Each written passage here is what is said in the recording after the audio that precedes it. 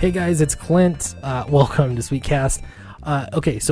In short, I'm going to make this video about how you could destroy Comicsgate, because it seems like everybody's talking about how to destroy Comicsgate really openly online, some in pretty disgusting ways, some in pretty mild ways.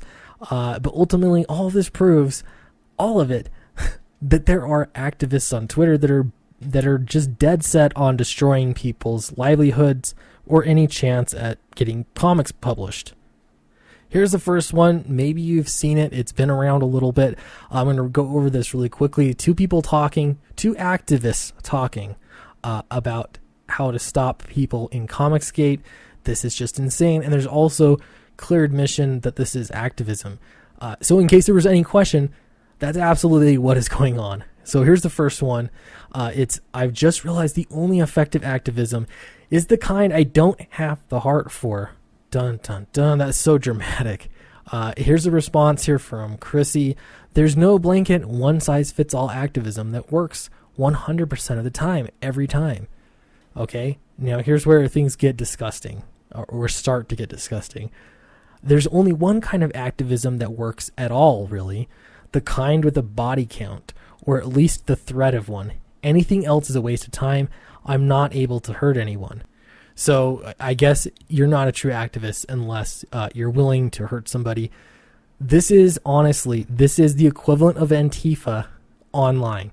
I mean, it absolutely is. This is Antifa online.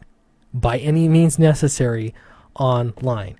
Now, this is what scares me a little bit, is that there are people that are willing to go to great lengths because they believe it's the only form of activism. And also the disgusting part here is that stuff like this is not, it's not like brought down a little bit. It's actually kind of encouraged.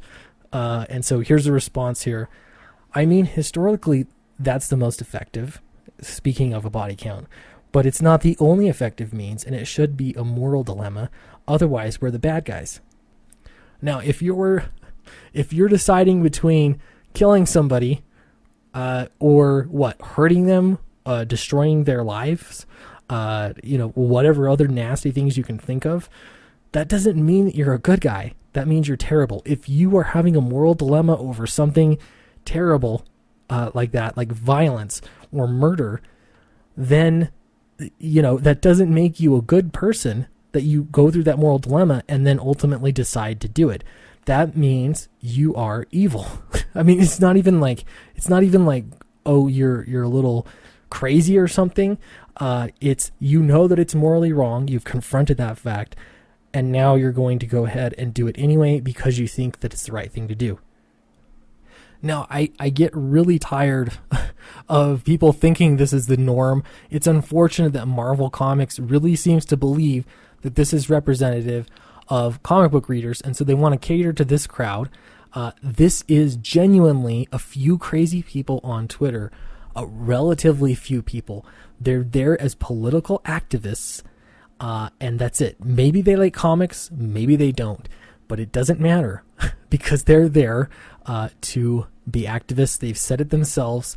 They're trying to change things, and they're trying to do it by any means necessary. So here's another one. This is actually much more mild. I think it's still activism, because if you're spending your day thinking about how you can stop a group of people from making comic books, that to me is strange. It's definitely something that activists do, rather than making, it'd be nice. Yeah. Making your own comics on, I guess, the other side of the coin, right? If you don't like the way that things are working in Comicsgate or Comicsgate adjacent or whatever you want to call all of the people that seem to be getting along well enough to make comic books and promote them and help each other, refine their craft and all that kind of stuff, it might be a better idea if you did the same thing. Make a competing network and just make good comics. You could do that. That would work. But I haven't seen any of that happening. Okay, so here you have a few people talking about, or a couple people back and forth. Again, wide open. This seriously reminds me of when I was in elementary school and sitting around with my friends, and we pretend that we were magic or something and that we could move things with our minds. We would joke about this, but we never actually acknowledge the fact that we were joking or that we were just playing. We were fully committed to the bit, and it was an unspoken rule that we were just playing. We're having fun. This is the same kind of thing, except I feel like some of the people might be playing and other ones in the group actually have no idea, and they're really honestly are going with it. So here's a couple of people deciding, how do you destroy Comicsgate? Well, it might be by fully ignoring them and blocking them. That would be, honestly, I'd be pretty happy with that. That would be great. I'm already blocked by almost all the comic creators, professional comic creators. So having the activists block me, actually, that'd be preferable. I would not be offended one bit. So the theory here is, I'm not going to read through this whole thing, but basically if they ignore Comicsgate, then there's going to be no one to fight because you need an enemy, and therefore people are going to turn on each other. There'll be infighting, and eventually Comicsgate will just roll over and die. I really don't believe that that's how things work, but I really hope that activists try this route. That would be pretty great, to get blocked by all the activists on Twitter. It'd feel like just a kinder place online, honestly. However, I will say here, the thing that they do, I just said do. There we go. The thing they do is when you've got a book up for sale and they start being nasty to you, they drive more sales to the book. We've seen this time and time again. So yeah, it would be a good idea just to leave people alone and let them create their books, unless you want to drive more sales to it. Whatever, whatever works. Just my thoughts there. Okay, here's another one. Because of all the bannings from Twitter, getting kicked off Twitter, all the activists repeatedly, or some key ones getting kicked off Twitter, there's been, again, open discussion about how not to get kicked off Twitter. And a lot of this is when you're talking to a hate group, immediately you immediately have the high ground. Don't lose that out of anger or pettiness. So somehow you have to keep the high ground while also taking on, how exactly do you take on a hate group? If you wanted to have a debate, that'd be one thing. I don't know. Are you looking for a body count? I have no idea where this is going. It's kind of crazy. But then you scroll down here and it gets a little worse. Now I want to burn their houses down. Wow. Yeah, this is a bit much. So I honestly think they're making it much more difficult than it needs to be. I actually have an idea for you to destroy Comicsgate. Here's an idea for you. This is Year One, Batman Year One by Frank Miller. The reason I pull this one up is because once I started getting into comics as an adult, I read a few Stan Lee, just single issues with Spider-Man. It was a lot of fun. I went to a library and they were going through some old books and selling them. They would do it like once a year. And they had a bunch of graphic novels and they were selling them for $1 a piece. And so Batman Year One was one of those graphic novels.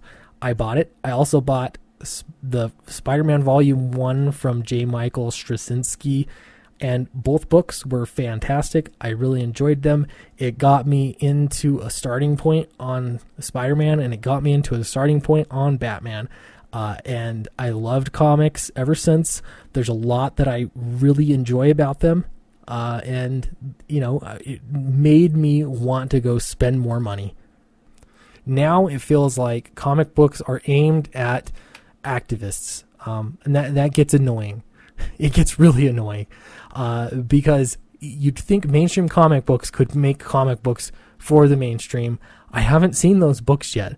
Everything is moving so far left that it feels like there's nothing that's left for entertainment. I'm not talking about far right books, though, those can exist just as well as far left books can exist. What I'm talking about are mainstream comic books that anybody can pick up and enjoy. That is what is missing. And if that existed, if mainstream comics cared about that audience in the mainstream, Comicsgate would have no reason to be around. There wouldn't be this pushback. And so you would effectively kill Comicsgate. Now, if what you're really upset about isn't the reaction or the revolt against the comic book industry, but it's a bunch of like-minded creators, indie comic creators, that have YouTube channels, and they help each other promote their books, and they help each other refine their craft and all that kind of stuff. If you have a problem with that, I'm sorry, that is beyond Comicsgate. That is, they're just creators that happen to be conservative, moderate, and, even classical liberals or moderate liberals, and they don't have a desire to disavow one another. If that's your problem, it's beyond Comicsgate. You just want to control who is in the mainstream, and therein lies the problem. So that's how I think you could destroy Comicsgate if you really wanted to. I have my doubts that any of that is going to happen anytime soon. So if you haven't checked out my comic book Downcast yet, it's in the link in the description below.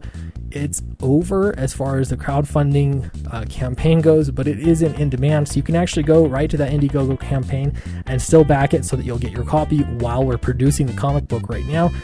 And don't forget to like, subscribe, ring the bell, all the good stuff, and I will see you next time.